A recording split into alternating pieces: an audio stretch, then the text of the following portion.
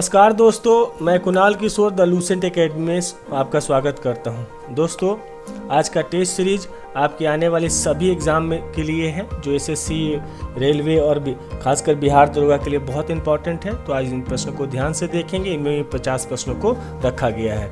तो पहला प्रश्न शुरू करते हैं हम लोग। पहला प्रश्न कहता है, किस शासक वंश ने मंदिरों एवं ब्राह्मणों को सबसे अधिक ग्राम अनुदान में दिया था?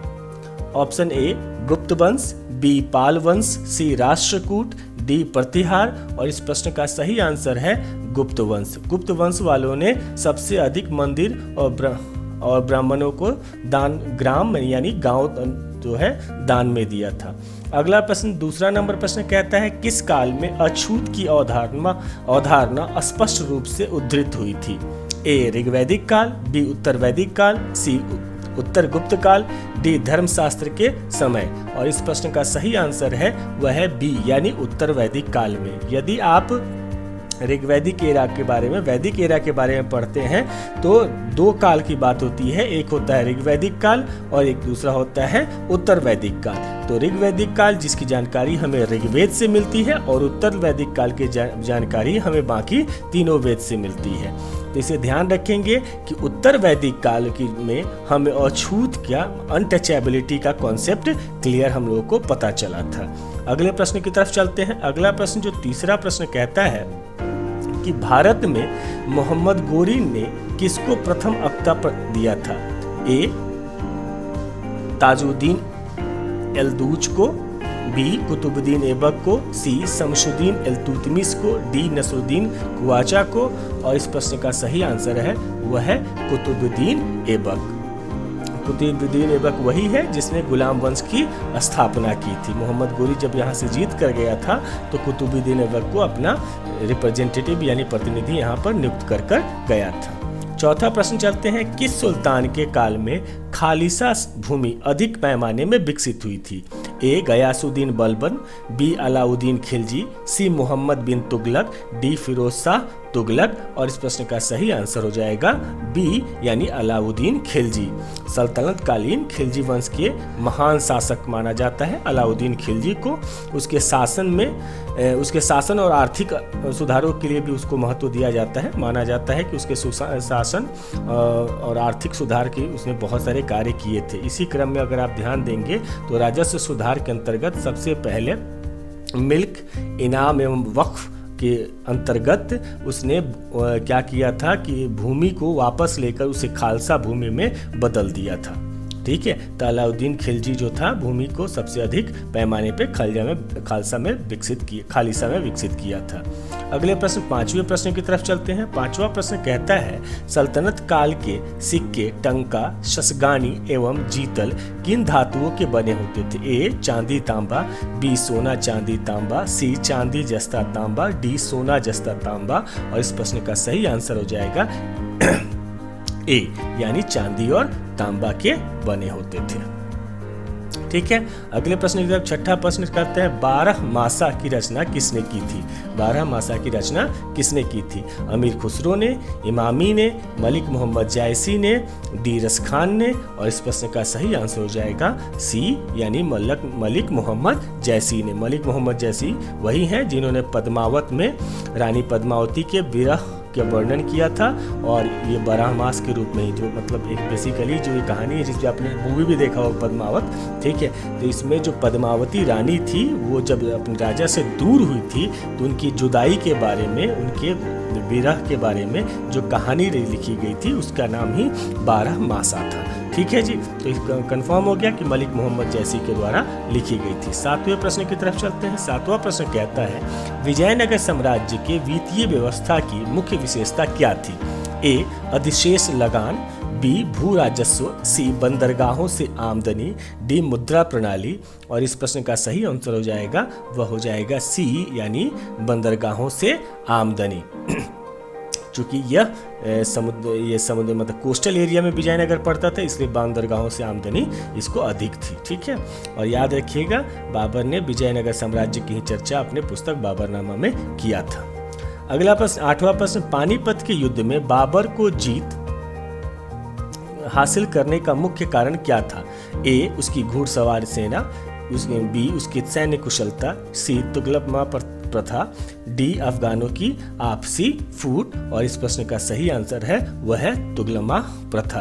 तुगलमा प्रथा से ही पानीपत का जो प्रथम युद्ध हुआ था उस समय दिल्ली के सुल्तान थे इब्राहिम लोदी, याद रखना है। और तब पानीपत का प्रथम युद्ध किसके किसके बीच हो गया? इब्राहिम लोदी और बाबर के बीच में। कब हुआ था? 12 अप्रैल 1526 में। ठीक है, तो ये शुरू हुआ था 21 अप्रैल को जाके युद्ध आरंभ हुआ था। ऐसे वो पहुंचा था, दोनों सेनाएं पानीपत के मैदान में पहुंचे थे। 12 अप्रैल को शुरू हुआ था, 21 अप्रैल को। ठीक है, इस युद्ध माना जाता है कि इस युद्ध का निर्णय दोपहर तक ही हो गया था। युद्ध में इब्राहिम लोदी बुरी तरह से हार गए थे और मार भी दिए गए। बाबर ने की जो एक पुस्तक थी बाबरनामा, उसी युद्ध में जीतने के बारे में इसमें चर्चा किया। बाबरनामा पुस्तक में ही बाबर ने इस युद्ध के बारे में चर्चा किया। बताते हैं कि 12,000 सैनिकों का उपयोग किया था उसने। और इस युद्ध में बाबर ने पहली बार तुगलमा युद्ध नीति और तोपखाने का प्रयोग किया था। ठीक है, और जिससे उसने दो प्रसिद्ध, अच्छा एक और बात याद रखेंगे, तुगलमा विधि और तोपखाने का तो प्रयोग किया गया था। और एक प्रश्न और भी पूछा जाता है कि पानीपत के युद्ध में बाबर अपने दो प्रसिद्ध निशानेबाज लेकर आए थे जो तोपखाना चलाते थे। एक का नाम था उस्ताद अली और दूसरे का नाम था मुस्तफ़ा। ठीक है, तो ये भी आपने याद रखना है। अगले प्रश्न की तरफ चलते हैं। 9वां प्रश्न क्या कहता है? 9वां प्रश्न कहता है जब्ती प्रणाली किसकी उपज थी?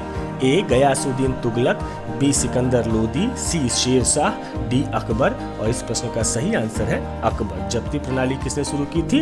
तो अकबर ने शुरू की थी। मुगल शासक अकबर का ये राजस्व मतलब रेवेन्यू कलेक्शन की ये प्रणाली थी। 10वें प्रश्न की तरफ चलते हैं। जवाबित का संबंध किससे था? ए राज्य के कानून से, बी मनसब प्रणाली को नियंत्रण करने वाले कानून, सी टकसाल से संबंधित कानून, डी कृषि से संबंधित कर। और इस प्रश्न का सही हो जाएगा कि राज्य के कानून से संबंधित था जब्ती प्रणाली, जवाबित प्रणाली। इसका मतलब जवाबित का मतलब लॉ ऑफ स्टेट है। जवाबित का अगर मतलब जाएंगे तो लॉ ऑफ स्टेट माना जाता है, राज्य का कानून। कहा जाता है कि जब कोई शासक देश काल परिस्थिति के अनुसार मतलब उसके समय के अनुसार अपनी प्रशासनिक सुविधाओं के लिए कोई भी कानून बनाए तो वह कानून क्या कहलाता है? जवाबित कानून, लॉ ऑफ स्टेट। मान लीजिए अभी की जो परिस्थिति के अनुसार जो भी स्टेट गवर्नमेंट रूल बनाएगी उसको लॉ ऑफ स्टेट यानी जवाबित कहा जाएगा। अगला प्रश्न 11 नंबर। ईरान के शाह और मुगल शासकों के बीच झगड़े की जड़ क्या थी? ए काबुल, बी कंधार, सी कुंटूज, डी गजनी। और इस प्रश्न का सही आंसर है बी यानी कंधार उन दोनों के बीच का कारण था। ईरान के शाह और मुगल शासकों के बीच झगड़े की जड़ का मुख्य कारण क्या था? कंधार था। जहांगीर ने ईरान से भारत का सिंहद्वार कहे जाने वाला तथा व्यापार एवं सैनिक दृष्टि से महत्वपूर्ण प्रांत जो था वो कंधार था, उसको वो बंद कर दिया था। ठीक है, लेकिन 1621 ईस्वी में ईरान के शाह अब्बास ने उसे युद्ध में के द्वारा जीत लिया था। मतलब ये जहांगीर के कब्जे में आ गया था, सिंहद्वार को अपने कंट्रोल में कर लिया था। 1621 ईस्वी में ईरान के जो शासक था अब्बास, उसने इसको जीत लिया। 1622 में खुर्रम यानी शाहजहां ने विद्रोह किया और जहांगीर उस समय कंधार में मुगल के हाथों से निकल गया। उसी समय जब खुर्रम जो विद्रोह किया तो जहांगीर उसी समय कंधार मतलब विद्रोह के समय मुगल के हाथों से निकल गया था। 12वें नंबर प्रश्न की तरफ चलते हैं। 12 नंबर प्रश्न कहता है दो अस्पा सिंह अस्पा प्रथा किसने शुरू की थी? ए अकबर, बी जहांगीर, सी शाहजहां, डी औरंगजेब। और इस प्रश्न का सही आंसर है बी यानी जहांगीर ने शुरू किया था। दो अस्पा, जहांगीर मनसबदारी व्यवस्था में कुछ परिवर्तन किए थे और उसी परिवर्तन में सवार पद में दो अस्पा और सिंह अस्पा की व्यवस्था की थी। दो अस्पा मनसबदारों को निर्धारित संख्या में घुड़सवारी के साथ उतना ही कोतल घोड़े रखने की मतलब अलाउ किया गया था, पहली बात। और जबकि सिंह अस्पा में मनसबदारों को दुगुने घोड़े रखने की अनुमति दी गई थी। दो अस्पा में मनसबदार की जितनी जनसंख्या थी उतने ही घुड़सवार रखे जाते थे और सिंह अस्पा में 2 गुने रखे जाते थे। ये जहांगीर के द्वारा शुरू की गई थी। 13 नंबर प्रश्न, सरजामी प्रथा किससे संबंधित थी? ए मराठा भू राजस्व प्रथा, बी तालुकदारी प्रथा, सी कुतुबशाही प्रशासन, डी इनमें से कोई नहीं। और इस प्रश्न का सही आंसर हो जाएगा ए मराठों का भू राजस्व प्रथा। ठीक है, 13 नंबर प्रश्न। 14 नंबर की तरफ चलते हैं। भारत में 1612 में अंग्रेजों ने अपनी पहली फैक्ट्री कहाँ स्थापित की थी? ए गोवा में, बी बंगाल में के हुगली में, सी अमरकोट में, डी सूरत में। और इस प्रश्न का सही आंसर हो जाएगा डी, सूरत में इन्होंने अपनी कोठी स्थापित की थी। जहांगीर ने की अनुमति से ही ये किया गया था। अगले प्रश्न की तरफ चलते हैं। 15 नंबर प्रश्न कहता है, महाराष्ट्र में रामोसी कृषक जत्था किसने स्थापित किया था? ए न्यायमूर्ति रानाडे, बी गोपाल कृष्ण गोखले, सी वासुदेव बलवंत गड़के, डी ज्योतिबा फुले। और इस प्रश्न का सही आंसर हो जाएगा सी, यानी वासुदेव बलवंत गड़के। वासुदेव बलवंत गड़के जो थे महाराष्ट्र से थे और इन्होंने ही 1879 में क्या किया था, रामोसी कृषक जत्था का स्थापना किया था, जिसका उद्देश्य क्या था कि जो जमींदार लोग जो अत्याचार कर रहे थे उसके विरुद्ध लड़ना। अगला प्रश्न, 1878 का वर्नाकुलर प्रेस एक्ट किसने रद्द किया था? A Lord Ripon, B Lord Lytton, C Lord Curzon, D Lord Minto. और इस प्रश्न का सही आंसर हो जाएगा ए लॉर्ड रिपन ने 1878 का वर्नाकुलर प्रेस एक्ट रद्द किया था। कब किया था? 1882 में, 1882 में किया था। ठीक है, याद रखिएगा 1882 में उन्होंने रद्द किया था वर्नाकुलर एक्ट। लिटन ने पास किया था और रिपन ने इसको खत्म कर दिया था। इससे क्या होता, भारतीय समाचार पत्रों पर कठोर प्रतिबंध लगा दिया गया था इस एक्ट के माध्यम से कि बिना मजिस्ट्रेट से परमिशन लिए हुए आप पेपर में कुछ भी ऐसा पब्लिश नहीं कर सकते। चलिए 17 नंबर प्रश्न के चलते हैं। अमेरिका में फ्री हिंदुस्तान अखबार किसने शुरू किया था? ए रामनाथ पुरी, बी जी.डी. कुमार, सी लाला हरदयाल, डी तारकनाथ दास। और इस प्रश्न का सही आंसर हो जाएगा डी तारकनाथ दास। तारकनाथ दास अमेरिका में फ्री हिंदुस्तान नामक अखबार शुरू किए थे। 18 नंबर प्रश्न की तरफ चलते हैं। 18 नंबर प्रश्न कहता है, गदर क्रांति छेड़ने का सबसे महत्वपूर्ण कारण था? ए लाला हरदयाल की गिरफ्तारी, बी कामागाटा मारू की घटना, सी प्रथम महायुद्ध शुरू, डी करतार सिंह सारभा की फांसी। ठीक है, और इस प्रश्न का जो सही आंसर हो जाएगा वो हो जाएगा बी, यानी कामागाटा मारू की घटना। ठीक है, 1914 में क्या की घटना है। इस प्रकरण में कहा जाता है कि कनाडा सरकार ने भारतीयों पर कनाडा में घुसने का प्रतिबंध लगा दिया था। जो भारत से सीधे कनाडा आए हों उनको वापस किया था। उसी समय नौ परिवहन इतना माना जाता है कि उस समय नौ परिवहन इतना विकसित नहीं था, तो इसलिए किसी एक नौका से इतनी दूरी बिना दूरी यात्रा बगैर किसी पड़ाव के किया जा नहीं सकता था। उतना तो नेवल एकेडमी उसमें विकसित था नहीं। तो हुआ क्या कि 1913 में कनाडा के उच्चतम न्यायालय ने अपने एक निर्णय के अंतर्गत ऐसे 35 भारतीयों को देश में घुसने का अधिकार दिया जो सीधे भारत से नहीं आए थे। इस निर्णय से उत्साहित होकर भारत के गुरदत्त सिंह ने कामागाटा मारू नामक एक जहाज को किराए पर लेकर 376 यात्रियों को बैठाकर कनाडा के बंदरगाह वैंकूवर की ओर प्रस्थान किए थे। तट पर पहुंचने के पश्चात कनाडा के पुलिस ने भारतीयों को घेराबंदी कर ली और उन्हें देश में घुसने से मना कर दिया। भारत की जो ब्रिटिश सरकार ने जहाज को सीधे कलकत्ता लाने का आदेश दिया। जहाज के बजबज पहुंचने पर बजबज कलकत्ता में यात्रियों और पुलिसों के मध्य झड़प हो गई थी। ये थी कामागाटू मारू की घटना और इसी कारण हुई थी गदर क्रांति।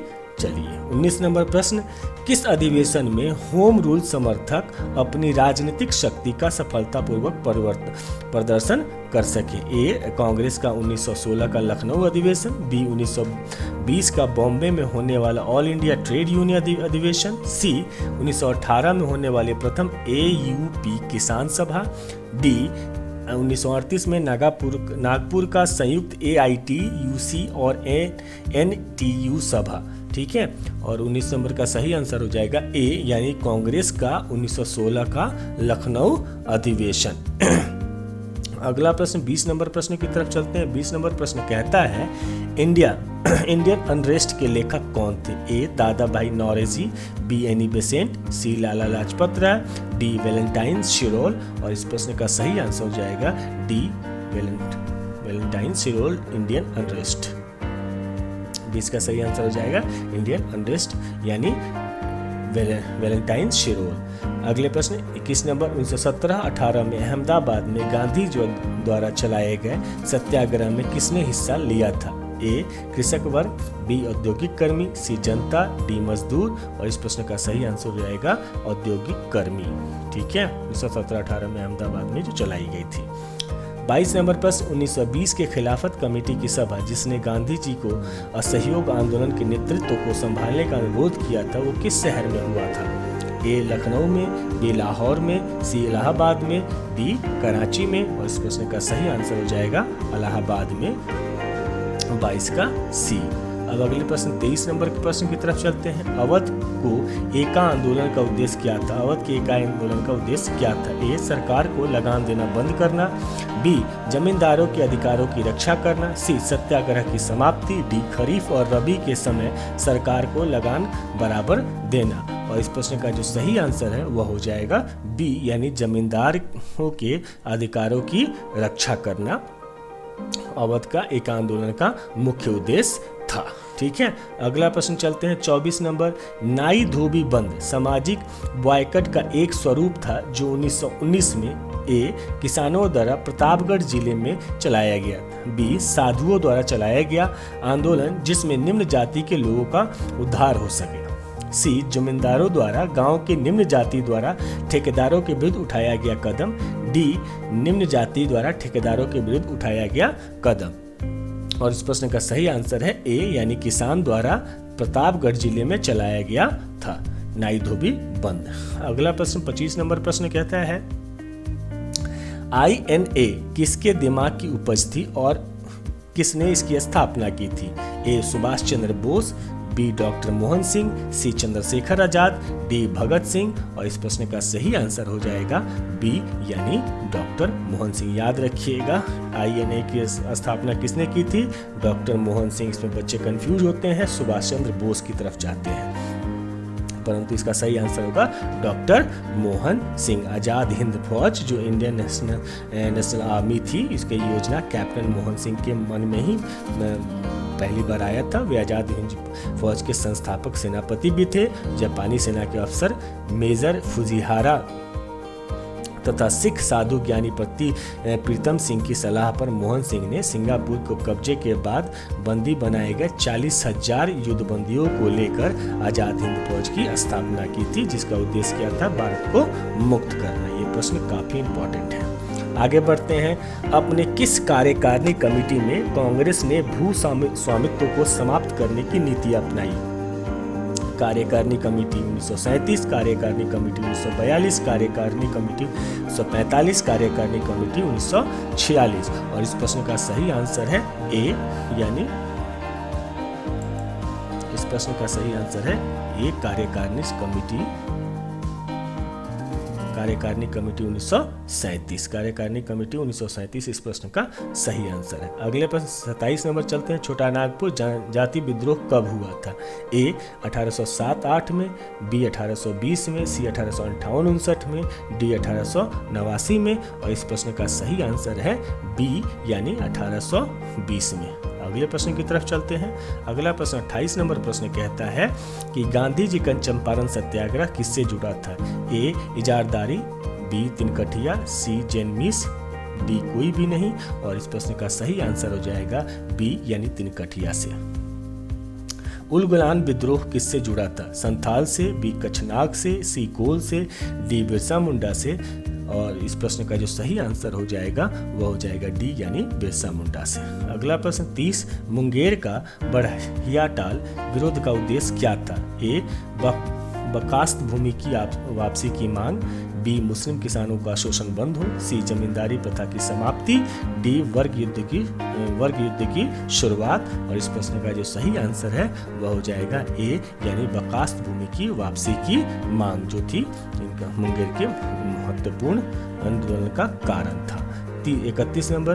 बिहार बंगाल से पृथक हुआ था 1911 में, 12 में, 13 में, 14 में। और इस प्रश्न का सही आंसर हो जाएगा बी, यानी 1912 में। अगले प्रश्न की तरफ चलते हैं। अगला प्रश्न कहता है पटना उच्च न्यायालय की स्थापना कब हुई थी? 1916 में, 1917 में, 1918 में, 1921 में। और इस प्रश्न का जो सही आंसर है वह है ए यानी 1916 में। अगले प्रश्न की तरफ चलते हैं। 1930-31 में बरही कांग्रेस ने सफलतापूर्वक अंग्रेजी हुकूमत का किस जिले में नाकाम कर दिया था? ए मधुबनी, बी भागलपुर, सी गया, डी मुंगेर। और इस प्रश्न का जो सही आंसर है वह है सी यानी गया में।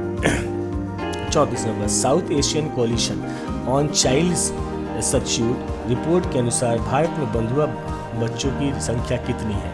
ए 4.5 करोड़, बी 5.5 करोड़, 6 करोड़, 6.5 करोड़। और इस प्रश्न का जो सही आंसर है वह है ए यानी 4.5 करोड़। अगले प्रश्न की तरफ चलते हैं। भारत में ग्रामीण संख्या की आबादी की कितनी प्रतिशत जनसंख्या प्राइमरी शिक्षा सुविधा पाती है?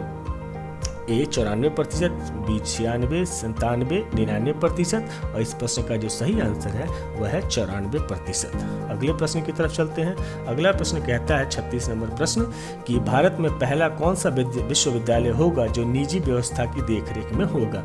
ए इंदिरा गांधी पर्यावरण विश्वविद्यालय, बी जवाहरलाल नेहरू जीव विज्ञान विश्वविद्यालय, सी राजीव गांधी कंप्यूटर विज्ञान राष्ट्रीय विश्वविद्यालय, डी सोनिया गांधी सामुद्रिक विज्ञान राष्ट्रीय विश्वविद्यालय। और इस प्रश्न का जो सही आंसर है वह होगा सी यानी राजीव गांधी कंप्यूटर विज्ञान राष्ट्रीय विश्वविद्यालय। 37 नंबर, शांति उद्देश्य हेतु परमाणु शक्ति का उपयोग करने में भारत किस देश से बहुत ज्यादा आगे है? ए चीन, पाकिस्तान, फ्रांस, इंग्लैंड। और इस प्रश्न का जो सही आंसर है वह होगा पाकिस्तान। अगले प्रश्न की तरफ चलते हैं। अगला प्रश्न 38 नंबर प्रश्न कहता है किस उच्च न्यायालय ने यह फैसला दिया है कि एक बार में 3 बार तलाक कहने से तलाक होना गैर कानूनी है? ए कलकत्ता उच्च न्यायालय, इलाहाबाद उच्च न्यायालय, बम्बई उच्च न्यायालय, डी पंजाब उच्च न्यायालय। और इस प्रश्न का जो सही आंसर है वो होगा बी यानी इलाहाबाद उच्च न्यायालय ने।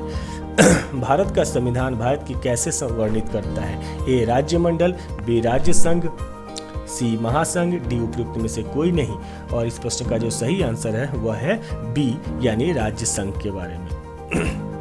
अगला प्रश्न 40 नंबर प्रश्न कहता है कि उत्तर कोरिया और अमेरिका के बीच युद्ध जैसा तनाव पैदा होने के कारण क्या है? ए उत्तर कोरिया द्वारा अपने परमाणु ठिकानों के निरीक्षण करवाने से साफ इनकार करना, बी अमेरिका द्वारा अपने पैट्रियाट पक्षपास्त्रों का दक्षिण कोरिया में उतारना, सी जापान अमेरिका द्वारा उत्तरी कोरिया के खिलाफ आर्थिक नाकाबंदी, डी अमेरिका के क्षेत्रीय नीति के तहत कोरिया पेनिनसुला पर एक छत्र अधिकार करना। और इस प्रश्न का जो सही आंसर है वह हो जाएगा ए यानी उत्तर कोरिया द्वारा अपने परमाणु ठिकानों के निरीक्षण करवाने का साफ इनकार करना।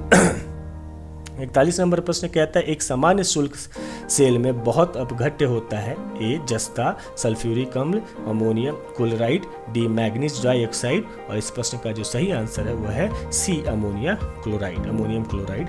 42 नंबर प्रश्न की तरफ चलते हैं। 42 नंबर प्रश्न कहता है डायनेमो विद्युत ऊर्जा को गतिज ऊर्जा में बदलता है, बी यांत्रिक ऊर्जा को वैद्युत ऊर्जा में परिवर्तित करता है, सी वैद्युत ऊर्जा को यांत्रिक ऊर्जा में परिवर्तित करता है, डी यांत्रिक ऊर्जा उत्पन्न करता है। और इस प्रश्न का सही आंसर है बी यानी यांत्रिक ऊर्जा को वैद्युत ऊर्जा में परिवर्तित करता है।